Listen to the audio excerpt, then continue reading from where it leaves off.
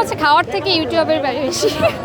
আমি এখন খাওয়ার সুযোগ পাইনি, মানে ফোনে দেখলাম যে অনেক বেশি ভাইরাল হয়েছে, কিন্তু এই জন্যই আসা। আমার বাসাও পাশে, ভাবলাম যে বাসার কাছে যেহেতু কেন আসবো না, কিন্তু খাওয়ার সুযোগ পাইনি আমি। তো মনে হচ্ছে খাওয়ার থেকে ইউটিউবের বেশি। আমি আসলে ভাইরাল কোনো জায়গায় যাওয়া হয় না ইচ্ছা করেই, মানে ওগুলোর প্রতি আমার আগ্রহ একটু কম থাকে। তো ভাবলাম যে বাসা যেহেতু কাছে এজন্য।